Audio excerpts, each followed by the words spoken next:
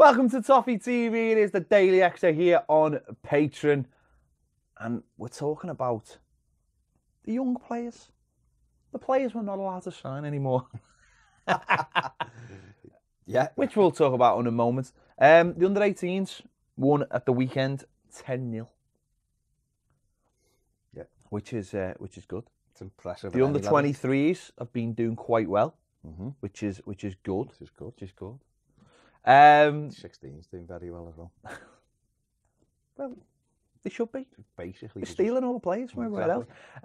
That's not stealing. That's the worst thing. I don't think anyone we tried to tap up actually signed for us. No. So that makes it even worse. That's mad. But obviously Ellis Sims doing very, very well for the under-18s. There's he's had a couple of cameos for the under-23s, not too much. But a lot of people getting excited about him. It's one of those things where, and I've seen it so many times, and you'll have seen it so many times. You hear about a kid scoring bags of goals, and the first thing you want to do is just get excited because we've got one, we finally got one. But you know what do you think about this when you see all the videos and stuff that Everton put out? Because they're putting the YouTube stuff out and all that, which is good. We sat here and watched it, and it's all really great. But do you think that might just be a little bit? It's sometimes better maybe to keep these kids under the radar. I don't know, because I think what you have to do is you've got to, in the age we're in now, people want to see these kids. Don't they? They want to see the action. They want to see them playing in the games and stuff. And for a few years it was like, can't talk about the kid. Remember, people wouldn't let reporters into people even reporting on the games because you weren't allowed to. So there's been a little bit of a change in that. I think from a player's point of view, it's probably better that it is all televised and stuff, and you can see the goals and things, and because it gets them used to seeing themselves, playing and stuff because you've got to give these lads as much of a rounded education around football as what you can. This is what it'll be like when you're on the telly. This is what it'll be like, when people are showing an interest in you and you're getting more noticed and things like that. But from an actual perspective of the game, it's a strange one, because you hear about all the, you'd always want a lad who's coming through as a goal scorer. We always want that. And we want them to make the pathway right through into the... Yeah. We basically want Michael Owen, Robbie Fowler, them kind of players who came through Liverpool's ranks, banged goals in, done it at the top level. We had Franny Jeffers, who looked brilliant, and who knows what would have happened if Franny would have stayed at Everton. And obviously we had Wayne Rooney, who was the, the golden egg, if you like, of all, young players. He had absolutely everything. And we all got excited about Rooney, and we would all prove right. And we've wanted to get excited about other players since, and we wanted to get excited about players before Wayne. So you're right, every now and again, this lad will bang a lot of goals in, and people will start going, oh my word, he's the real deal. Get him in, And I've already seen it. People going, this lad's got to be worth a chance off the bench when we're putting up with Calvert. I've seen people saying, when we're putting up with Calvert-Lewin. And you're like, the with Dominic Calvert-Lewin is he's a kid himself. He's a kid himself who's had almost a meteoric rise from coming from Sheffield United's youth team to playing in Everton's first team. And he's still learning the game himself. He's getting better and better. He's not nowhere near the finished article. But then when me and you sit and watch, I want to be excited about Ellis Sims, so do you. We want to sit and watch it and go, oh my word, we have got a superstar here. But we watched it. Sorry, I'm just laughing because I put a tweet out. I'll mention it in a minute. Okay, but we sat and watched his latest goal haul, which is great, and one of his goals was a peeler. But there's no pressure on the ball.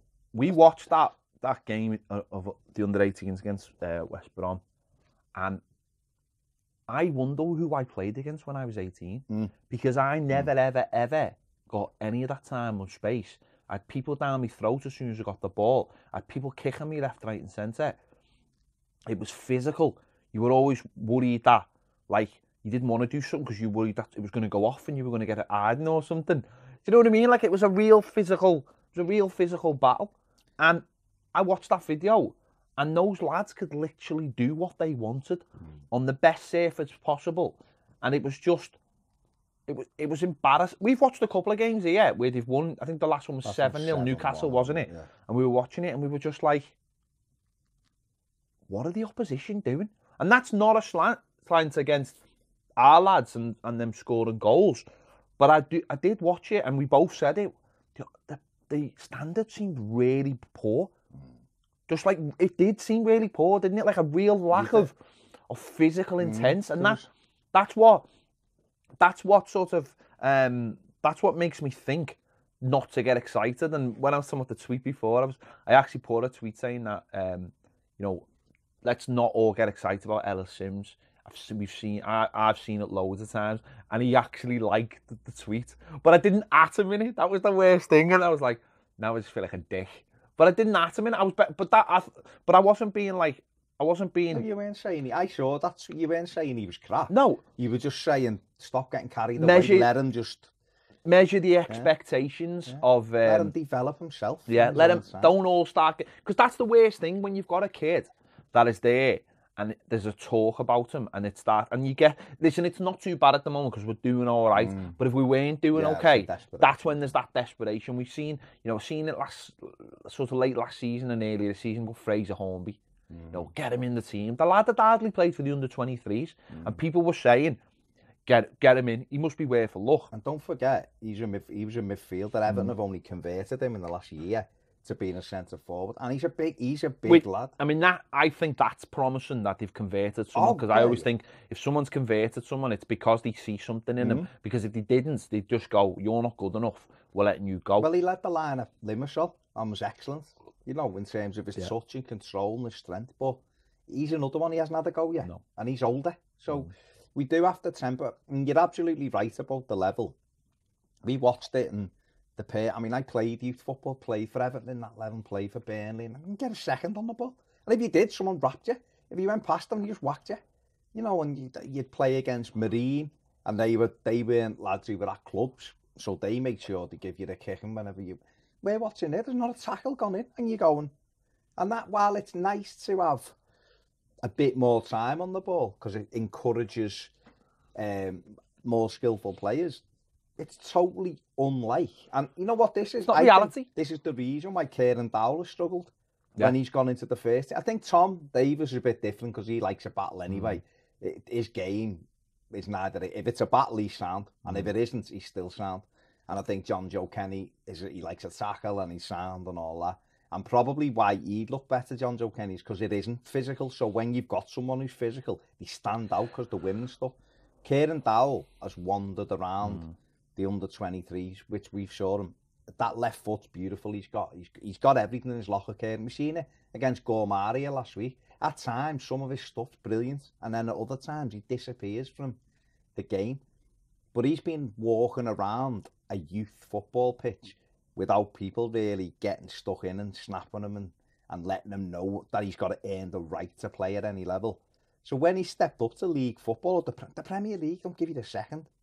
These fellas. So the gulf's huge. The gulf's huge. It doesn't surprise me that the players who are now in our first team squad, who've come from that level, are those kind of players. Yeah. John Joe Kenny, there's a tenacity there. You can see it in him. When we went and watched him for the under-23s, he was always in people's faces. We went to watch that game. It was the last game when they got the trophy, when they got beat by Liverpool, which is part of the course. But a few times it went off and he was straight in there. He was, and that's. But they had the same, didn't he? They had Alexander-Arnold and Gomez. Who was exactly the them three on that night stood out head and shoulders above everybody. Tom's the same. Tom was exactly the same. It's not. I'm not saying they make trouble, but they want it to be a battle. And if it's not a battle, they'll battle. Whereas you're exactly right about Kieran Dowell. That is the reason why he hasn't stepped up, is because it's been too easy for him. This has always been the problem. Well, not always, sorry. In the last few years, this has been the problem in youth football, that gap, and that's why this under-23s has been created. It's because there's not enough intensity. No. The kids are just. When we were younger, we used to go and watch it at Goodison.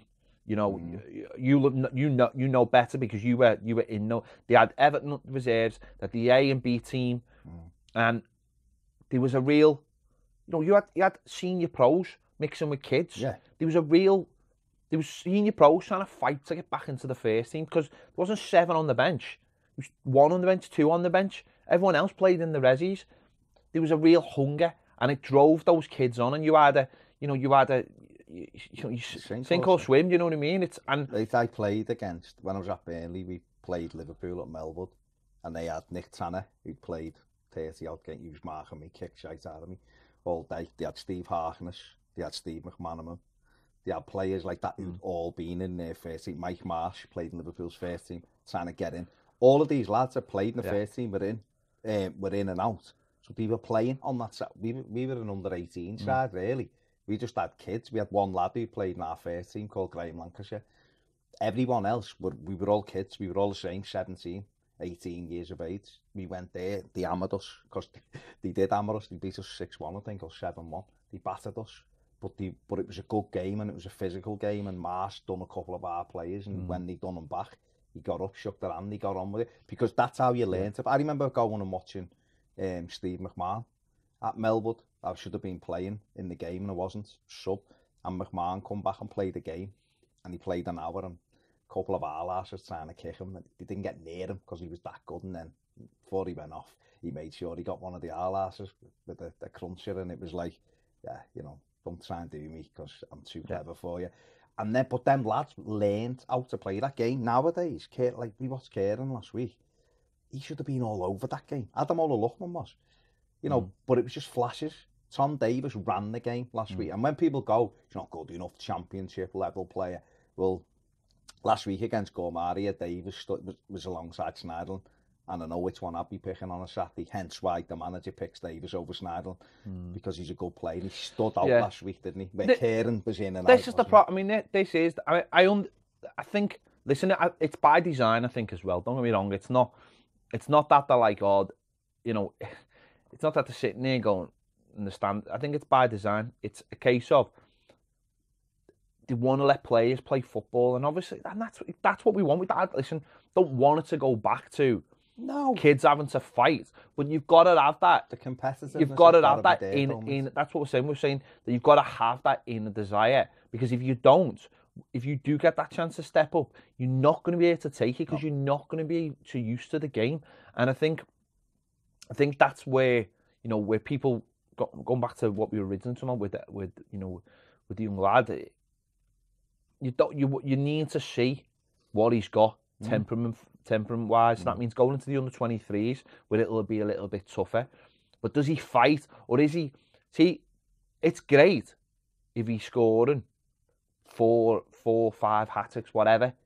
But can he step up and fight and take that one chance? Well, I mean, he come off the bench in the 23s on his debut, didn't he? Scored straight away. So he obviously, he's got that ability, and it's a great knack to have. It's a fantastic habit to have, to be able to get in the right place and put the ball in the back of the net. He's a big lad, looks like a big lad, like he can handle himself. But it's honest to God, it's gulfs apart from kids football, the Premier League. So I think this is why the likes of Leon Osman benefited so much when he had to go out and play at Carlisle, and he had to go out and play at Derby, because you have to learn the difference. You have to go and get in an environment where you're up against fellas, where it matters. Kieran Dowell went to Forest, started off superbly well. Then he had that drop-off, which is natural, really, because it's the first time the kid's probably played real, proper competitive football. Yeah. So he was never going to play a full season in the player he is and be outstanding from start to finish, because he's just naturally, he's one of those flair type players. So that happens anyway. You have ups and downs with those kind of players, where someone like Joe Williams, for argument's sake, had a great season at Barnsley, but he's a battler, and he's having a great season now at Bolton, I believe. But he's a physical player, where Kieran is a more luxury type player. But this is why I think the 23s, it needs to be more like the Central League again, really. So you need your pros to be playing in those games when they're not getting games. But now it almost seems like you've got your players that, like, why hasn't Sneijderlin played the 23 game? He probably doesn't want people like that. I would imagine it. I don't know, but the manager probably just doesn't see value. The value in it. I mean, we said it last season with players like Sandro and Klassen, why weren't they playing? I don't know what the rules are now. I don't know in terms of club rules, but I just think it's bizarre that you've got a game, a competitive game every week, and if you're not in that, if you don't get any minutes on the Saturday, why aren't you playing on the Monday or the Sunday, if it's a Sunday or whatever, and going, I'm training all week, I want a game of footy. I suppose this is where people have criticised the involvement in the Checker Trade Trophy. But I've watched bits of that. I watched the part of the last game, and Everton were winning 2-0 at Oldham. Oldham, yeah. Oldham, yeah. And they ended up losing the game 3-2. And I watched the second half, and the basic errors that I seen were incredible. But they were basic errors that come from being kids. And the people that, the opposition, some of them were, real arses that had been round. And they were like, you could see what happened. You could see basically the second half, the way it unfolded. It was just like, we're not getting beat to you. We are pros, senior pros. We're not getting beat to a bunch of kids. It's not happening. And everyone on the Oldham team just went up a level. And you could see it. And the Everton players just started shrinking. And some of the decisions, and that's what it is more than anything, it's decision making. Some of the decisions that those kids made were just so poor. But it's because they don't get tested enough. It's because they don't have to make those tough decisions. Because when they're playing against their own age group or everyone's of a similar mind. So they're all making the same, or they don't capitalise on the mistakes. Where these were senior pros and you know what it's like. You can watch a game of football and you can almost at times see how it's going to unfold because there's only so many scenarios that can happen where these kids haven't learned those scenarios yet. Whether it be watching football or playing football, and the Oldham players were just all. And once they got once they got it back to 2-1, you knew what was going to happen. You knew they were going to win. You knew that they would just, and it was like set pieces and things like that. But I just wonder whether these kids are going to get that by continuing. They'll get that by playing in those games, so they'll go, I haven't experienced that before, or whatever, but. It's the same it's like when teams come up in the Championship. Fulham last year were absolutely outstanding. Pass, beating teams. Come up here, make that mistake. These at this level just punish you. That's why they're getting spanked every week because it's a gulf. So if you think that a 17-year-old striker, could he go and lead the line in the Championship at the top end of it and score goals? Now, he might be able to, I don't know. Not seen enough of him, but at the moment he wouldn't because the football, he'd get racked on the back of the legs first in the first few minutes by someone who did him. It wouldn't happen. The football that they're playing at now, and I know it's done to protect the kids, but it's quite sterile. It's almost, you don't tackle, it's just press. You just press, you don't tackle. And I know that's the way the game's going, but there's still tackles in the Premier League, and there's know-how and there's strength. And for our kids and for the people who call them and clamouring for them to be put into the first team squad, they've got to be allowed to grow first, and they've got to be able to go and mix it. And the first stage for someone like Ellis Sims is to go and train with the first team every single day under Marco Silva's vision. Can you do it? Can you stand out in that first team? You'll have seen it. We've seen it ourselves when it's the behind the scenes of Finch Farm thing. There's always a couple of young kids in with the training. So it's how often his face appears there. Benny Beningame was in it for a while before he was in the team, and that's what it's about. And you go in, you do all right, and the manager goes, you're looking all right, then. I think what you've got to understand is if they are ready to go, they will be in there. We've seen, you mentioned the players before, Owen, Fowler, Rooney, they're just local ones. When they're ready to go in, they go in. Sometimes players go in and they have a little taste of it and they come out again because they're not ready. Someone might have thought they were ready, but they're just not quite. I look at Harry Kane. When he was out on a couple of years ago, he was on the bench with Vardy at Leicester for a playoff game. He couldn't get in their team in the Championship. And he was, next minute he gets in Spurs team again. And when he was like 21 or something, 21, all of a sudden he's like, just clicks. He clicks and it's perfect. But he's had to go through that ground and it took him a while to get into that level and being at Leicester and not being able to get in the side and things like that. Whereas you would think yourself, Championship, Harry Kane, God, he get 50 goals in that. See, I understand that's why, I think that's why people always bring out the Championship shout for some players. It's because it does give you a good ground, and I agree with that.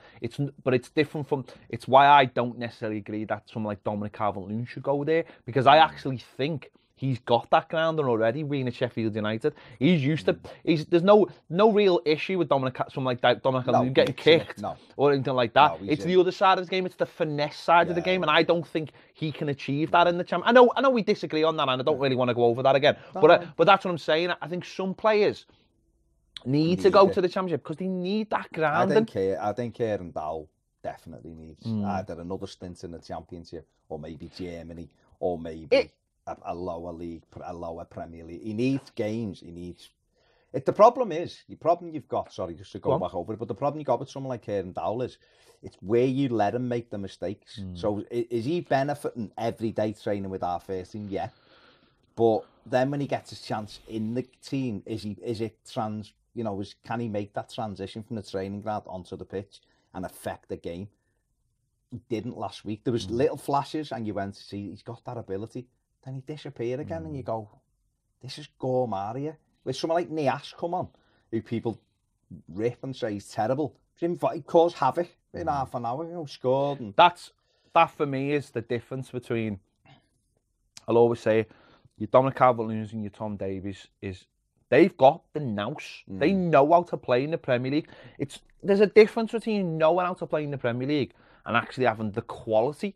Some players have got the quality, but they just don't know how to play in the Premier League. They don't know how to take the fouls. They don't know how to win fouls. They don't know when there's someone breathing down the neck, how to earn that extra yard. They get caught. Look at someone like Klassen, right? Great example. Tremendous footballer, a tremendous ability, but didn't know how to buy a yard in the Premier League. So therefore, every time he got the ball, it was taken off of him. When you go back to someone like Pienaar, right?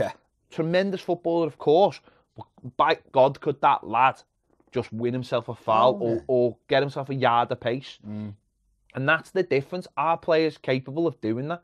And it's not always about ability. It's about what you've got up there, what you've got between your... It's understanding the game, and it doesn't mean that they're not intelligent. It's learn. Wayne Rooney, I use this example a million times probably, but that West Brom game, when Wayne Rooney, we're winning 1-0, and he stands on the ball and he's running to the corner flag, he's telling Kevin Campbell, who's 30, I love Super Kev, but he's saying to him, get in the corner flag with it. Now, Kevin Campbell was coming to the end of his career. Wayne Rooney was starting it. He was like 6 games in. But that's because at street football, we had that.